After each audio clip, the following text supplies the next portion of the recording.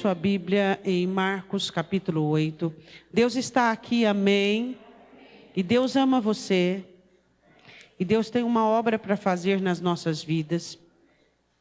E nós somos responsáveis por proporcionarmos situações adequadas para que o próprio Espírito Santo de Deus tenha condições de fazer em nós aquilo que tem que ser feito. Marcos capítulo 8, versículo de número 22. Você encontrou? Amém? E chegou a Betsaida e trouxeram-lhe um cego e rogaram-lhe que o tocasse. Podemos assentar. Hoje é sexta-feira, noite de libertação.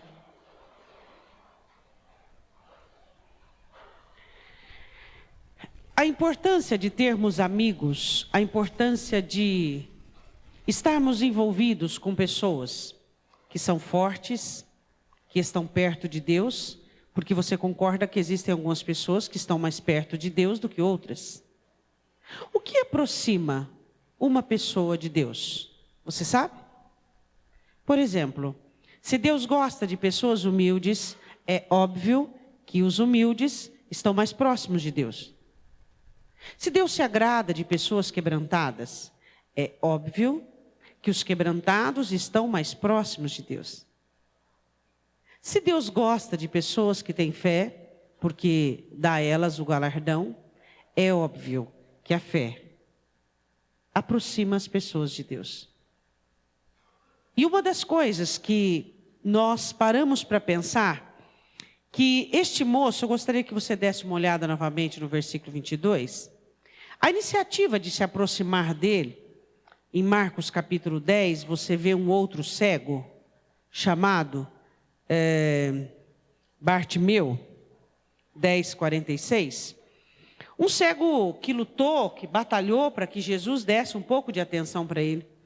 E agora, em Marcos capítulo 8, 22, você percebe que não foi uma iniciativa do cego chegar até Jesus. Olha só, e chegou a Betsaida e trouxeram-lhe. Este cego foi trazido por alguns amigos até o Senhor Jesus. Você tem amigos que ocasionam a você uma proximidade do Senhor Jesus? Amigos que te exortem, amigos que te repreendem, amigos que dão condições de os seus olhos serem abertos, amigos que te mostram a verdade dentro, muitas vezes, de uma situação escura, de uma situação do qual você está tão envolvido, tão embaraçado, que você não consegue enxergar a saída. Estes amigos deste cego não só o trouxeram para Jesus, como o clamor não partiu do cego, o clamor partiu dos amigos. Os amigos rogaram a Jesus que curasse o cego. Você olha em Bartimeu, que Bartimeu, ele não tinha nenhum amigo, ele não tinha nenhuma ajuda, ele não tinha nenhuma situação favorável. Bartimeu era sozinho. E a Bíblia diz que Bartimeu ouvia repreensões das pessoas, dizendo, fica quieto. E Bartimeu persistia e conseguiu a cura. Eu quero dizer uma coisa para você, que esse cego e Bartimeu, existem situações totalmente diferentes. Bartimeu era um homem arrojado, um homem cheio de fé, um homem cheio de determinação, um homem que não se conformava com sua cegueira. Ao contrário, este cego, eu não sei, nele faltava a iniciativa para que ele mudasse sua situação. Aí eu quero perguntar inicialmente para você, você se parece mais com esse cego ou com Bartimeu? Você conhece Bartimeu? Que grita, grita, grita, e as pessoas dizem, fica quieto, e ele clamava ainda mais. E este foi trazido por outras pessoas, conduzido pelas outras pessoas. E os amigos disseram a Jesus, nós rogamos, nós te pedimos, cura o nosso amigo. Este moço tinha muita vontade? Não. Este moço tinha iniciativa? Não. Esse moço tinha determinação? Não. Quantas pessoas são abençoadas porque são trazidas por outras mais para perto do Senhor Jesus? Você consegue identificar que existem pessoas e situações que colaboram para que você se aproxime de Jesus? Existe diferença das nossas buscas. Existem pessoas que buscam ao Senhor Jesus, não é porque estão doentes, ou porque estão sozinhas, ou porque estão passando por problemas. Elas buscam o Senhor Jesus por amor.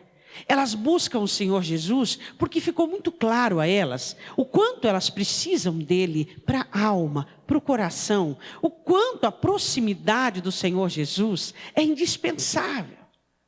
E existem outras pessoas que buscam o Senhor porque são movidas por situações. Existem pessoas que apenas buscam o Senhor quando estão em necessidades. Elas não conseguem desenvolver dentro de si uma iniciativa isolada de necessidades. Quem somos nós?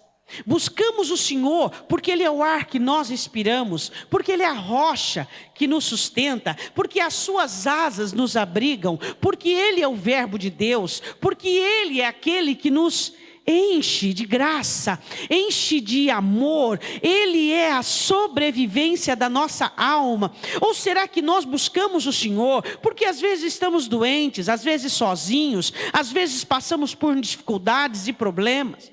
Você já parou para pensar? E já fez uma pequena comparação? Se você é como esse cego, você sempre tem que estar sendo trazido por Jesus por um problema, por um susto, por um medo, por uma adversidade. Você sempre tem que ser trazido pelo Senhor Jesus por alguma coisa. E você olha no final da história de Bartimeu. Bartimeu se tornara um discípulo. Ele seguiu Jesus. Por quê? Porque ele percebeu que Jesus oferece mais que cura. Jesus oferece mais que visão. Jesus oferece mais que milagre. Jesus é Deus. E Ele faz falta para a nossa alma. E nós precisamos dEle. E nós somos apaixonados por Ele.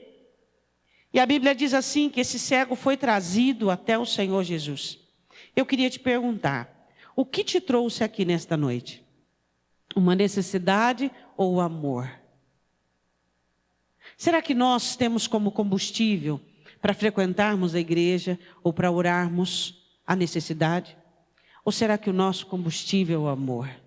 Ou será que o nosso combustível é a interpretação correta de quem Ele é para nós e o quanto Ele é importante para a nossa vida, e que nós não conseguimos ficar em casa, mesmo cansados, mesmo prostrados, mesmo com a vida atribulada? Nós somos como Davi, nós precisamos da presença dEle, e quando as pessoas dizem para nos calar, nós não vamos nos calar, nós vamos continuar.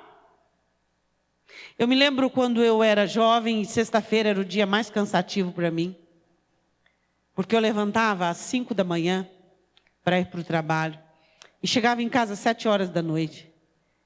E sexta-feira era o dia mais cansativo. E às vezes eu estava tomando banho e às vezes eu deitava e apagava. Minha mãe sabia que se ela não me acordasse eu ia ficar muito brava.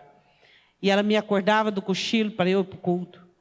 E eu chegava no culto cansada. Porque eu andava muitos quilômetros para ir para o trabalho e para voltar do trabalho. Mas eu nunca fiquei uma sexta-feira sem ir no culto. Por quê? Não eram as necessidades que me levavam para o culto.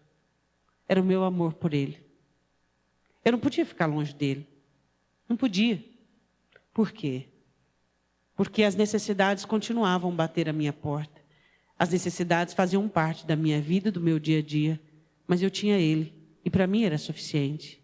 Ele sempre foi suficiente para mim. Ele sempre bastou para a minha vida. E buscá-lo era uma questão de vida para a minha alma. E buscá-lo era uma questão de existência para mim. Eu não conseguia ficar em casa ao saber que o povo do Deus que eu amava estava sendo chamado para uma assembleia e eu ali não estava. E eu ia perder os cantos, e eu ia perder as orações, e eu ia perder a palavra que eu sempre amei. E eu não conseguia fazer aquilo com a minha alma. E em mim havia uma disposição enorme. E eu saía do culto descansada. E aí sim, eu ia descansar. Os outros dias da semana, e olha que nós tínhamos culto, o Juliano lembra, de segunda a segunda. E nós não perdíamos um culto, de segunda a segunda. E era uma alegria imensa. E a angústia dizia para nós nos calarmos, e o cansaço, mas nós não nos calávamos, porque a nossa sede e desejo por Ele sempre foi muito maior que qualquer circunstância e qualquer situação.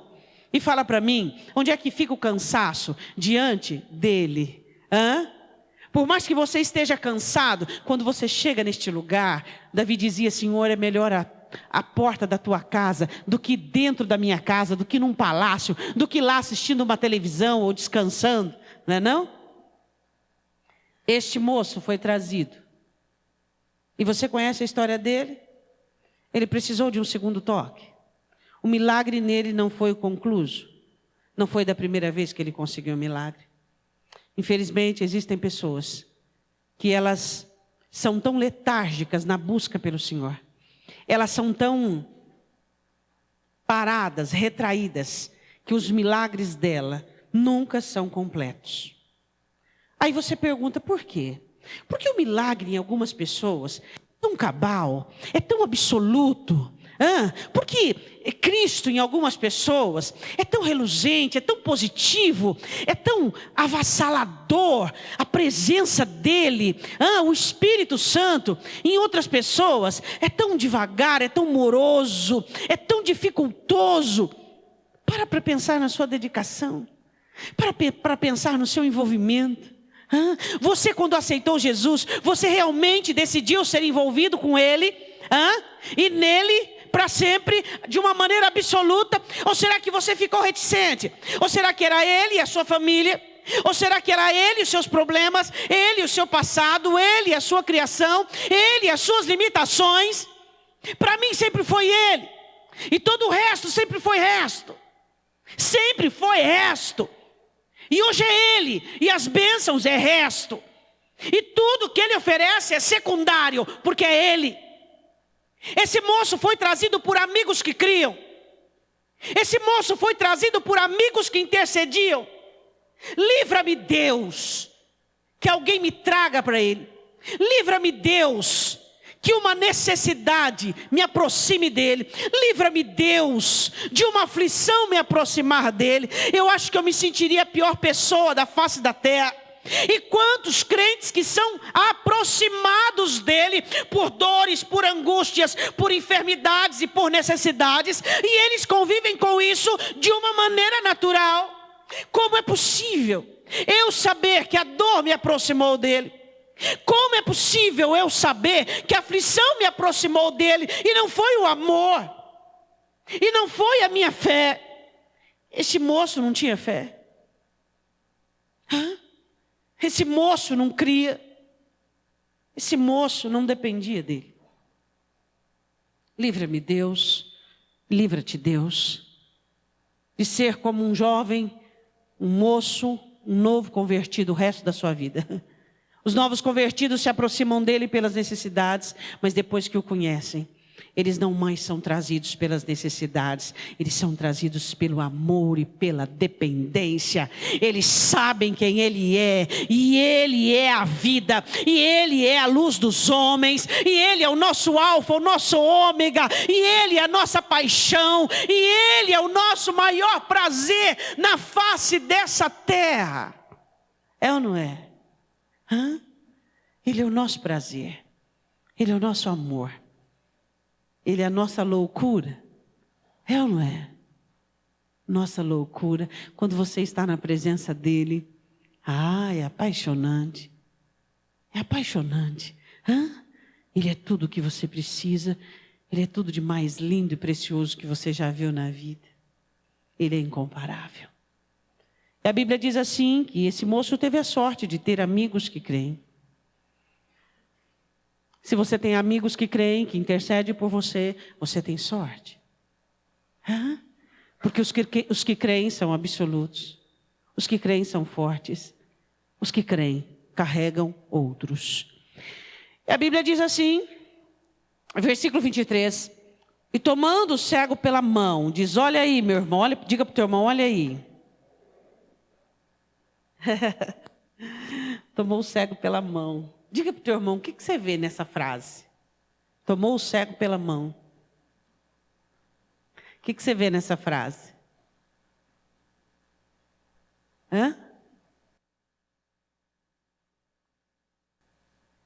Eu não digo que eu pude ver de imediato. Eu não digo que eu vi do início. Não. Hoje eu enxergo um pouco.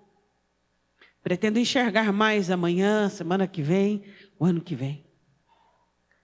Mas a mão dele, mesmo quando eu não enxergava, era suficiente. Que guia de cegos. Eu fui cega uma vez. Eu tinha esse guia aqui. E eu queria, claro, enxergar. Se eu enxergasse, seria muito melhor. Mas eu ainda não tinha visão de muitas coisas. Mas a mão dele estava aqui, ó. Estava aqui. Sabe? Às vezes, até hoje, eu ainda não enxergo muita coisa. Mas a mão dele está aqui. Às vezes eu não enxergo saída, às vezes eu não enxergo solução. Às vezes eu não enxergo a resposta. Mas a mão dele está aqui, ó. Sabe, irmãos? Às vezes nós somos tão dependentes da visão, e ter visão, eu digo que é ótimo. Mas eu vou te falar uma coisa. A mão dele é absoluta. Que guia que aquele moço teve. Que guia. Às vezes você também não está enxergando nada agora, não é? Mas só o que você precisa é da mão dele, não é não? É só o que eu e você precisamos. É da mão dele. A mão dele, quando toca na minha ou na sua, é o suficiente para sermos guiados por ruas, por furtadelas, por caminhos, por situações. Nós não enxergamos nada. Mas você acredita que nem as trevas nos faz sentir inseguros? Nem às vezes os caminhos meio trôpegos e meio difíceis de caminhar, as ruas meio acidentadas, nos faz sentir inseguros? Por causa da mão dele. Ele segura firme, não segura? Ele segura firme. Ele segura firme. E às vezes você olha e não vê saída, né? Você olha e não vê solução. Mas a mão dele está aqui, ó. E ele segura na mão daquele moço. E ele leva aquele moço para fora da cidade. Aí você pergunta, por que ele tira o moço para fora da cidade? Pelo mesmo motivo. Que às vezes ele tira você fora da sua casa. Eu não estou dizendo literal. Às vezes ele tira você de perto de pessoas. Às vezes ele tira você dos seus próprios embaraços. Às vezes ele tira você de um lugar confortável. Às vezes ele tira você de uma situação que você queria muito, só que ela é prejudicial para você. Da mesma maneira que você é tirado para fora pelas mãos dele. Eu queria te perguntar, do que ele está tirando você para fora? Sabe, irmãos, às vezes, você acha que é tão útil numa situação, você acha que é tão importante numa situação, e mal você sabe que ao ficar ali, sua fé está sendo comprometida, seu milagre está sendo comprometido. Você está ali se envolvendo com todo o embaraço, enxergando toda aquela promiscuidade, enxergando toda aquela falência. E pouco a pouco a sua fé vai diminuindo. E pouco a pouco o seu ânimo vai murchando. Então ele precisa tirar você para fora. Por quê? Porque o meu coração e o seu coração, eles são traiçoeiros, enganosos. E você vai ficando com dó, e você vai ficando com compaixão, e você vai ficando apaixonado pelo problema, pela pessoa, e você vai ficando mais cego ainda. Então ele te toma pela mão e te tira dali, te tira daquela situação, daquele envolvimento. Ele arranca, é como se ele arrancasse do seu coração toda a urgência, toda a ansiedade, todo o imediatismo, toda a dependência daquilo, toda aquela situação, aquele ambiente inóspito para a tua fé, aquele ambiente onde nunca ali o seu milagre vai acontecer. Por quê? Porque você está ali envolvido dos pés à cabeça. Você sabe o que é isso que eu estou te dizendo? Você sabe o que é um crente achar que a paixão dele, que as emoções dele, que o envolvimento dele pessoal vai fazer algo por uma situação, sendo que ele está comprometendo a fé dele. Você sabe de onde era esse moço, onde esse moço morava? Olha aí no título, aonde ele morava? Betsaida. O que você lê em Mateus? Ai de ti, Betsaida, ai de ti, Corazim, se em Sodoma e Gomorra tivesse feito os milagres que em ti se fizeram, todos teriam se convertido. E no dia do juízo, a sua dureza não será esquecida. Você sabe onde esse moço morava? Em Betsaida. Uma cidade que recebeu milagres, operações, curas, multiplicação, e uma cidade que não se converteu. Olha onde esse moço morava. Está explicado porque ele não tinha uma fé. Quem sabe a sua fé está minguando porque você insiste em ser o recuperador, o salvador, aquele que assume tudo. E você está minguando, e você está retrocedendo, e você não tem mais ânimo. O desanimado te desanimou. O fracassado te fracassou, o incrédulo está te deixando incrédulo, e você não está percebendo isso. Você não entende que as mãos dele quer tirar você fora disso? Será que nós não percebemos que existem ambientes que nunca o milagre vai acontecer? Porque estamos comprometendo a situação. A única saída que aquela pessoa tem, que aquela situação tem, é você. E se você continuar envolvido dos pés à cabeça, não há chance nem esperança. Ele vai, você vai. Ele não vai, você não vai. Ele abate, você abate. Espera aí um pouquinho. Espera aí. Você está contaminado? Você está com peste?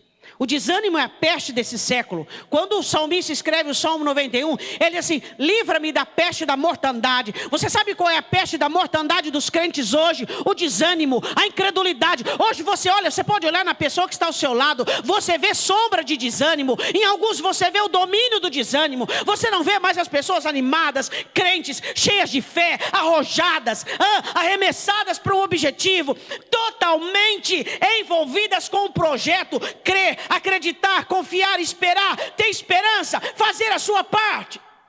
Pessoas cansadas, desmotivadas.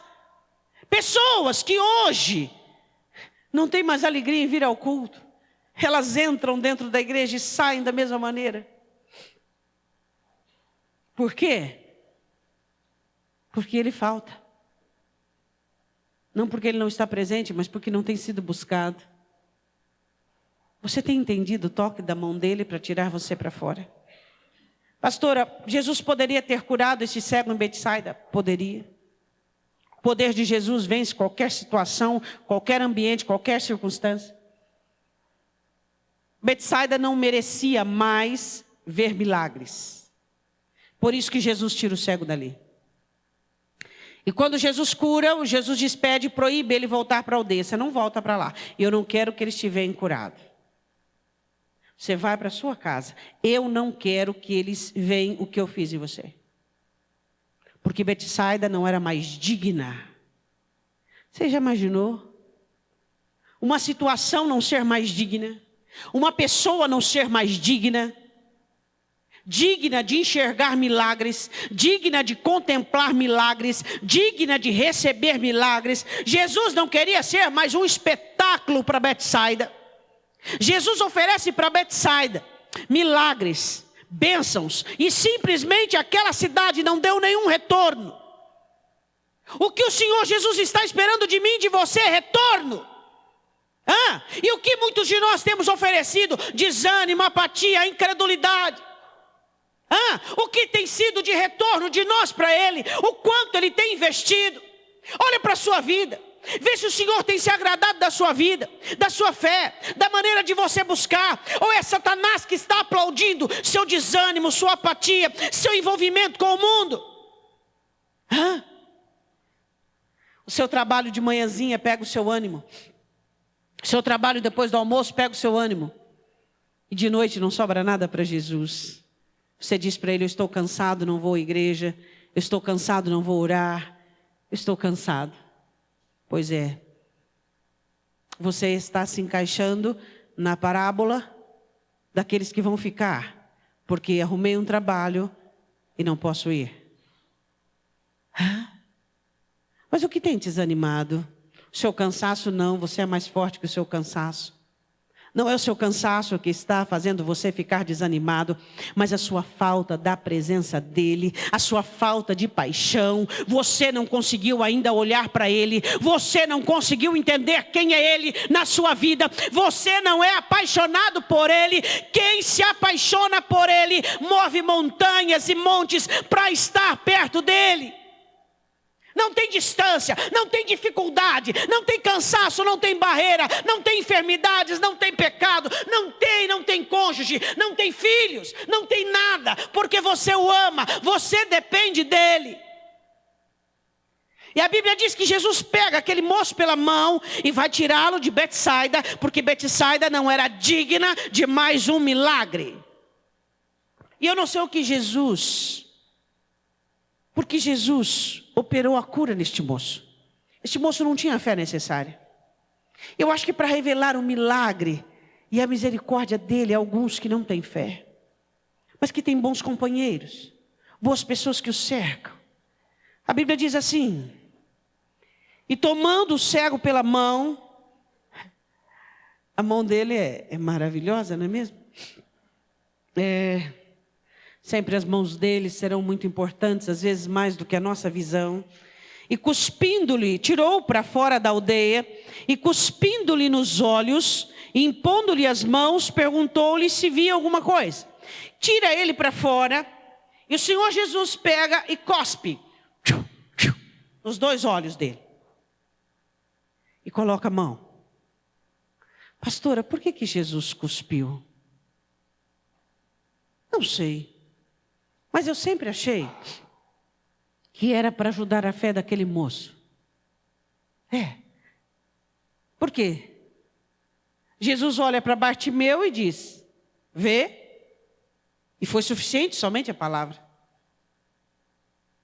Este moço certamente não era suficiente só a palavra. Então eu acho que no momento era o que Jesus tinha de substancial. Então ele cospe e põe a mão. Ele faz duas coisas para que aquele moço tivesse fé. Mesmo assim, foi só pela metade. O Senhor Jesus tira da própria saliva, vamos dizer, a Palestina é um lugar muito quente, onde não se tem sempre água para beber. Certamente a sede é muito presente.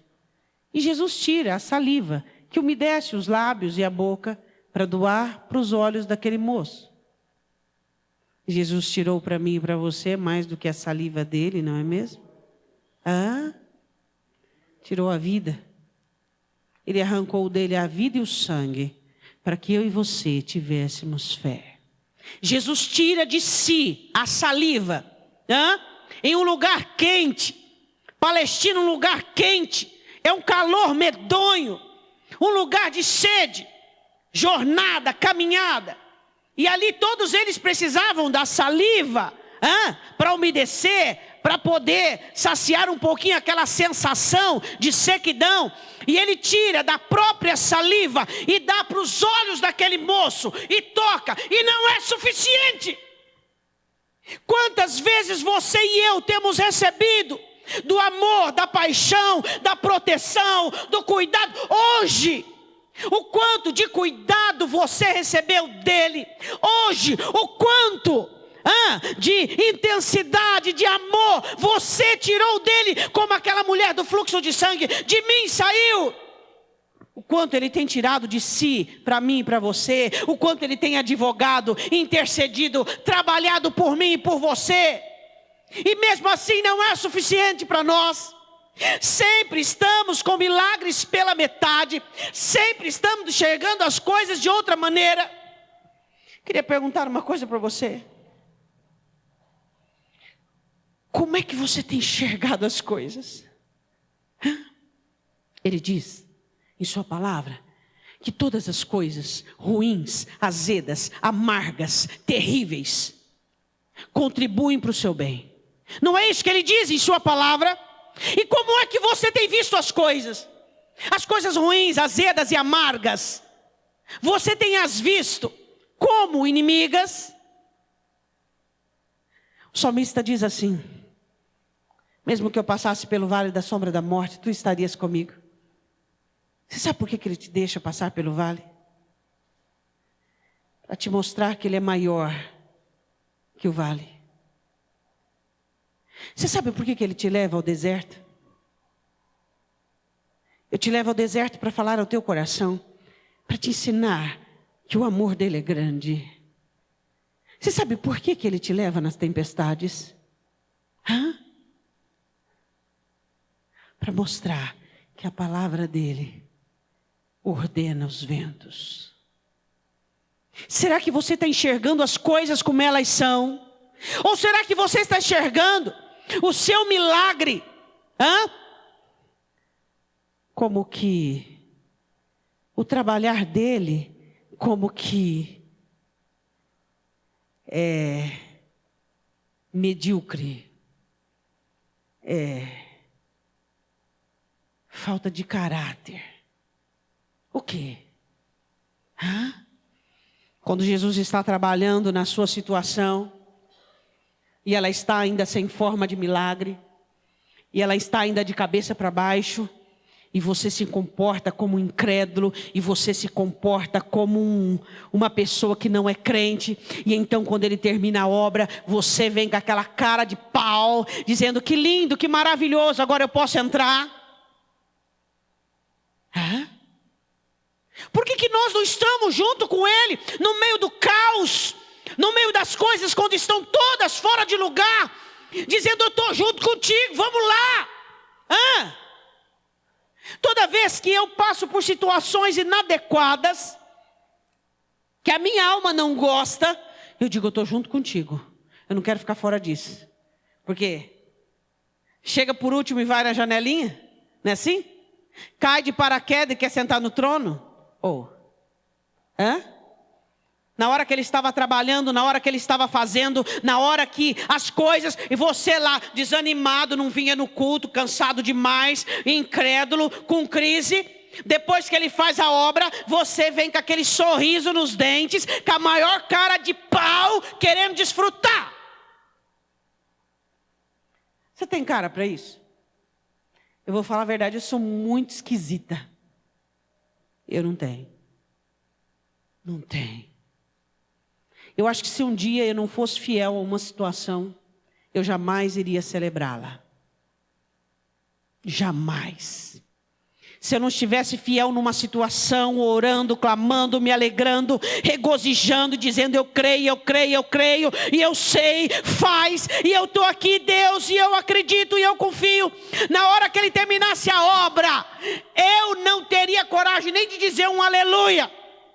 Por quê? Porque eu não participei daquilo.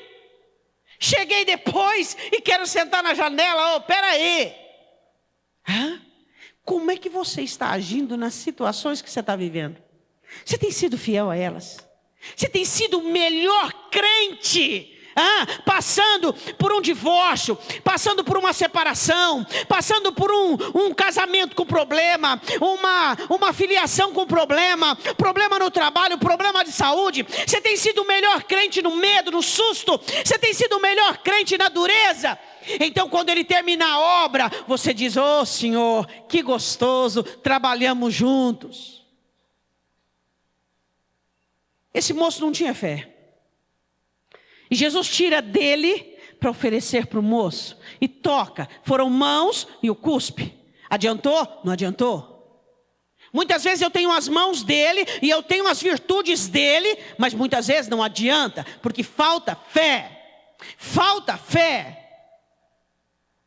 E a Bíblia diz que Jesus pergunta para ele assim: você está vendo alguma coisa? Diga para o seu irmão: você está vendo alguma coisa? Depende do que você está vendo, né? Você está vendo o Senhor trabalhar? Pastora, mas está tudo de cabeça para baixo. É assim que Deus faz. Ele está trabalhando, Ele está trabalhando, Ele está trabalhando, Ele está trabalhando, Ele está trabalhando, Ele está trabalhando, Ele está trabalhando, porque Ele é um Deus que trabalha para aquele que nele espera. Ele está trabalhando e é maravilhoso ver a obra do Senhor. Ele está trabalhando, porque quando você ora, quando você clama, você vê, Ele está trabalhando, o Espírito testifica, você é filho dEle, e todas as coisas que orando credes, você vai receber, e você crê nisso, e você confia, porque você é filho. Existe uma genética emocional e espiritual com Ele, isso ninguém pode tirar. Você é filho e você crê nele. E Jesus perguntou: você está vendo alguma coisa? Eu estou vendo. Diga glória a Deus. Olha para o teu irmão e diga: eu estou vendo. Estou vendo Deus trabalhar, eu estou vendo Deus fazer, eu estou vendo, eu estou vendo, eu estou vendo. Está terrível aos olhos de todos, mas eu estou vendo, eu estou sentindo, porque a minha visão está além do natural. Eu vejo o espiritual, aquilo que Ele vai fazer vai ser muito melhor do que o começo. Você crê que a glória da segunda casa é maior do que a primeira? Eu creio. Eu creio que Deus, tudo que Ele põe a mão, fica muito bom. Fica muito bom. Mas o primeiro toque dEle muitas vezes é para derrubar. O primeiro toque dEle às vezes é para destruir. Derrubar o que você fez mal feito. Destruir o que estava sendo construído em cima de mentira, de engano, de faz de conta. E aí Ele vai ajeitar do jeito dEle. E tudo que Ele faz é muito bom. Aí Ele pergunta para o moço: você está vendo alguma coisa? Ele diz: olha, eu estou vendo homens, mas como se eles fossem árvores. Tudo meio assim, esquisito, sabe? Tudo meio esquisito. Jesus podia dizer: tchau, meu filho, vai continuar vendo homens como árvores. Será que o Senhor Jesus vai deixar você com visão torpe, esquisita? Não, Ele quer te curar por completo, para que você possa enxergar que Ele é Deus na sua vida, que Ele é poderoso, que Ele é absoluto, que basta você crer nele, o milagre vai acontecer, basta você confiar, Ele vai fazer. Ele precisa te dar a visão na totalidade e de uma maneira integral. Olha para o seu irmão, vê se ele tem uma fé assim. Vê. Você sabe que quem tem fé, você vê no olho dele, não é verdade? Eu consigo ver quem tem fé no olho. Fé. Eu gosto muito de fé. Fé. Fé. Quem tem fé, tem olhos, enxergam as coisas da maneira que elas são. Oba! Vai ter milagre aí. E ele está olhando para o problema. Por quê? Porque o milagre, quando ele ainda está em uma forma gestacional, as pessoas chamam ele de problema, mas ele é um milagre, é um embrião. Como é que chama o milagre embrião? Problema, situação difícil. Eu gosto. Você consegue enxergar milagre quando ele é um embrião? Você olha para o problema e diz: oba, vai ter milagre aí. Não consegue? Não consegue? Consegue ou não consegue?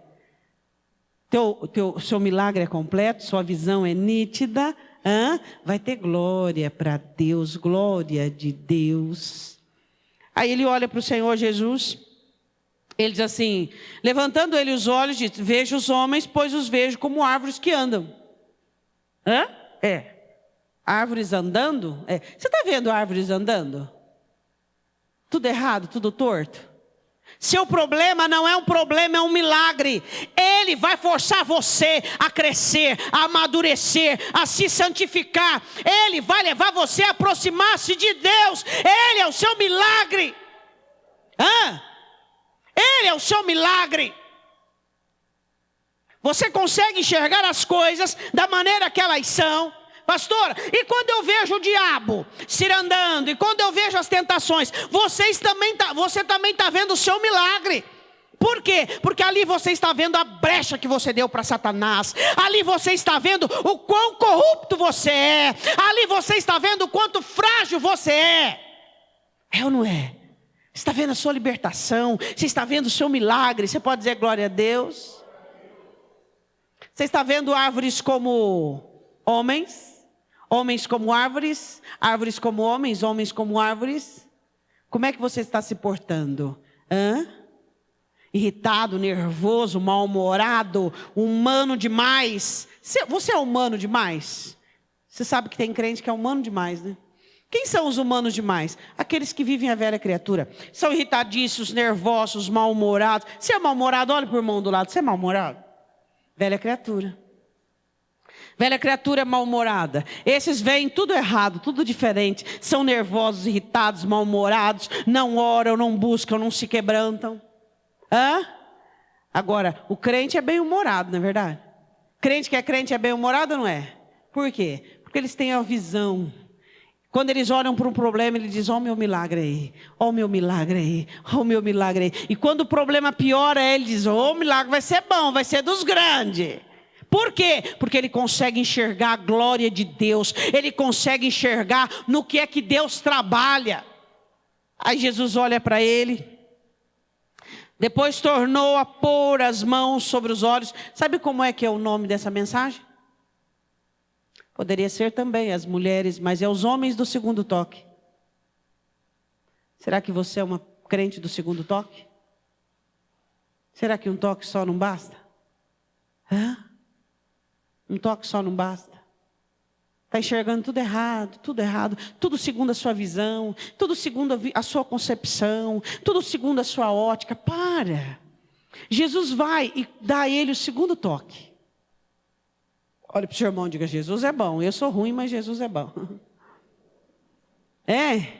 Nós somos ruins, mas Jesus é bom. Glória a Jesus. E alguém quer ser alguma coisa. Ai dos incrédulos, crentes incrédulos. Vamos dizer assim, crentes incrédulos? Vamos, podemos? Ai dos crentes incrédulos se não fosse o bom Jesus, o que desse o segundo toque. É ou não é? Depois disso tornou a pôr-lhe as mãos sobre os olhos e o fez olhar para onde? Olha para o teu irmão e diga, você vai enxergar melhor se você olhar para cima. O que você está vendo lá em cima?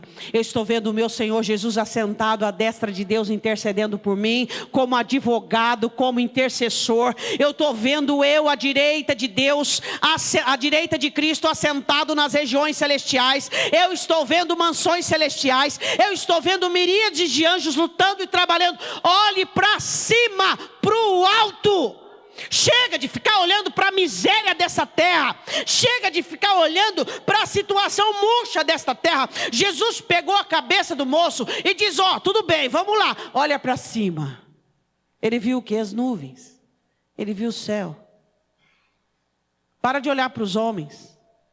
Para de olhar para as situações. Para de olhar para a circunstância. Olha para o céu. Primeira obra daquele homem, ele olha para os homens. A segunda, ele olha para cima. O que aconteceu com ele? Enquanto você estiver olhando para o ser humano, sua fé vai continuar pequena desse jeito aí. A hora que você começar a olhar para cima, olhar para o autor e consumador da sua fé, a hora que você olhar para Jesus, você vai viver uma vida de alegria em meio a problemas, você vai viver uma vida de ânimo em meio à tribulação, você vai viver uma vida de força em meio à dificuldade, porque você está olhando para Ele, Ele te sustenta. E as pessoas vão olhar para você e vão dizer, a coisa está boa para o teu lado. Está boa ao redor de mim, dentro de mim, para o meu lado, sobre mim, tudo quanto é ao redor, porque eu estou olhando para Ele, Ele me sustenta. É ou não é? Será que o Senhor Jesus pode virar sua página? Quando é que Ele vai virar sua página? Quando na angústia estar alegre, quando no problema está cheio de fé, na situação, no embaraço, lá, porta fechada, continuou fiel, na pequena força, continuou fiel. Vamos virar a página? Será que ele pode virar a sua página? Foi aprovado? Olhou para cima, olhou para cima, olhou para cima, está olhando para cima, a Bíblia diz assim, e o fez olhar para cima. Olha para o teu irmão e diga assim, Jesus tem que fazer você olhar para cima. Que jeito que Ele vai fazer você olhar para cima? A decepção que você tem ainda não é suficiente, né? Não é ainda? Ainda só tem uma visão aqui, ó. Só, horizontal, só aqui. Decepção, angústia, tribulação. Olha que ele pode fazer um pouquinho melhor você olhar para cima. É ou não é? De que maneira ele vai fazer você olhar para cima? Quer que ele capriche mais um pouquinho para você olhar para cima? Quer que as coisas ficam um pouquinho mais difíceis para ele olhar para você olhar para cima? Ou não precisa? Precisa? Que jeito que o Senhor Jesus faz você olhar para cima? Não deveria precisar fazer nada, né? Só pelo fato de você saber que o homem não pode receber nada se do alto não lhe for dado, que o Senhor Jesus foi assunto ao céu, você já deveria e eu olharmos para cima. Mas às vezes ele tem que nos provocar que a nossa cabeça se levante com angústia, decepção, frustração, e sabemos que tudo aquilo que nós recebemos, vem de cima.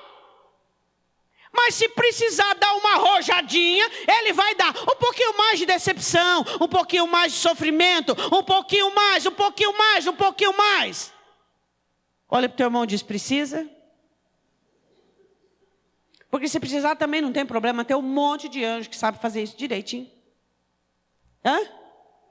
Precisa? Não precisa. Para mim não precisa. Eu já sei o caminho dos meus olhos. E você tem que saber o caminho dos seus. A Bíblia diz assim, que Jesus o fez olhar para cima, e ele ficou restaurado. Oh, aleluia! E a todos viu claramente 2 obras do milagre. Restauração e tudo claro. Tudo claro. Viu tudo como era, da maneira que era. Restaurado. Versículo de número 26. E mandou para sua casa. Curado para sua casa. Olhe para o seu irmão de novo. Hoje é o dia do olhe para o seu irmão. Olhe para o seu irmão e diga. Olhe para o seu irmão e diga para ele: a sua casa precisa de você restaurado. Olha para ele e fala: desse jeito aí não dá. Não dá. Não dá. Por isso você está escorando aqui, escora ali e põe balde de goteira. Isso desse jeito não dá. Sua casa precisa de você restaurado. Machucado, ofendido, abatido, cansado, e briga, e discute, e não vê, e não enxerga, e contaminado, até quando? Jesus o manda para casa restaurado. O seu lar precisa de um crente. Não precisa de um anjo. Sua casa precisa de um crente. Não tem crente? Você acha que Jesus vai dar um anjo para a tua casa? Lá não tem crente. Onde é que os anjos vão? Onde tem crente. Sua casa precisa de você, restaurado, enxergando as coisas claramente, cheio de fé, que ora, que clama, que jejua, que vai lá e unge os umbrais da porta, que vai lá e abençoa, que repreende demônio, que faz o que tem que fazer. É ou não é? Aí fica lá amarrado, maniatado. Será que eu sou o crente que vai ter que ir na sua casa? Não, eu sou crente na minha, você é crente na sua. Tua casa está precisando de um crente. E quem que vai ser o crente? Vai ser seu cônjuge? Não é seu cônjuge, não é você, cadê? Cadê o crente? Não é seu cônjuge, mas não é você também. Por quê? Porque você é crente passivo. Seu cônjuge é ímpio ativo. E você é crente passivo. O que vai dar isso? Buraco, inferno. Por quê?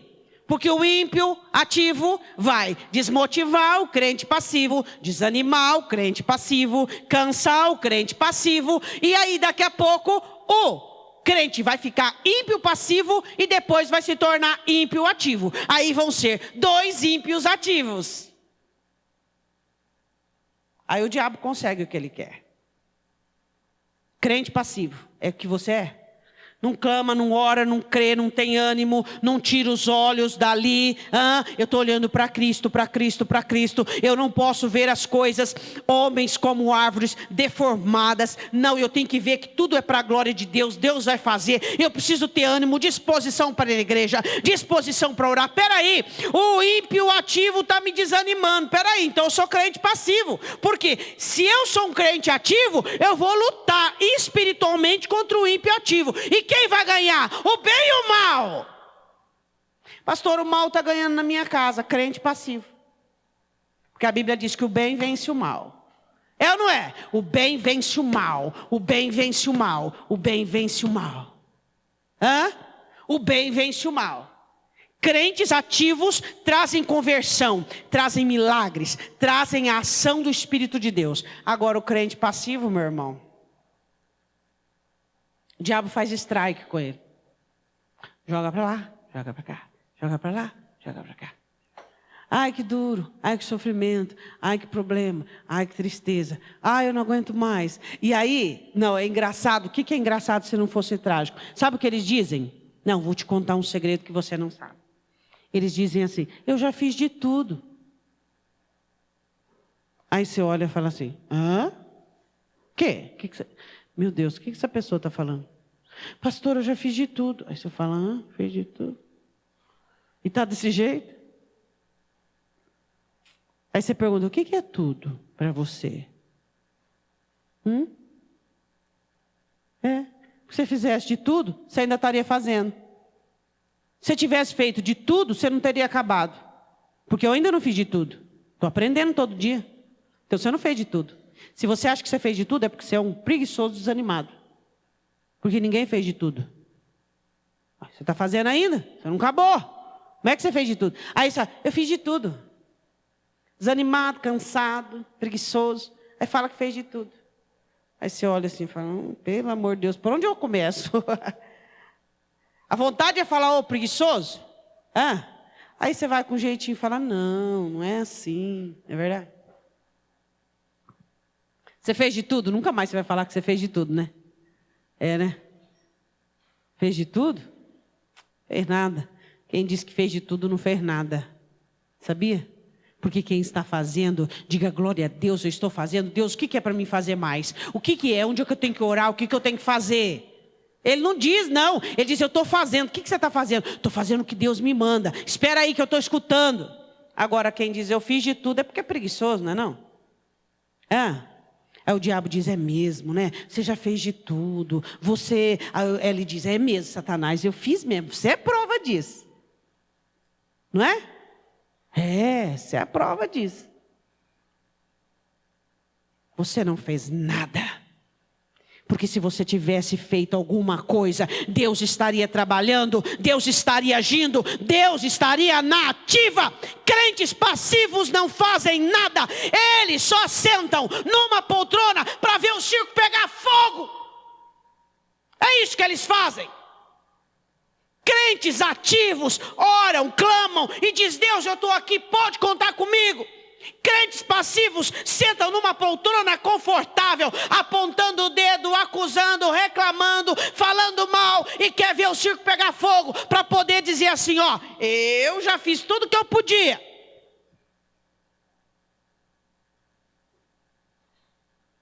Sua visão. Sua visão. Olha para o seu irmão e diga de novo, sua casa precisa de um crente. Sua casa precisa de um crente para repreender aqueles demônios de lá, para tirar aquela ordem de Satanás dentro daquela família, dentro daquele lar. Sua casa precisa de um crente e não de um ser humano incomodado, de um ser humano cheio de problemas, de um ser humano problemático e de um crente passivo. Jesus manda ele para casa dizendo, não entres na aldeia, nem digas a ninguém da aldeia, Betsaida não é digna mais dos meus milagres. Não dê a eles o gosto e o prazer de te virem curado. Preocupante? Quando alguém, uma situação chega dessa maneira aqui, não vá para Betsaida. eu não quero que eles olhem você restaurado. Bom, homens, mulheres, jovens do segundo toque. Bom que o seu Jesus é muito bom. Eu queria que você fechasse os olhos. E quem sabe você está muito nervoso hoje. Você foi chamado de preguiçoso, você foi chamado de crente passivo, você foi chamado de não crente, e você foi chamado de muita coisa. Mas na verdade eu não te chamei de nada. Na verdade você se encontrou.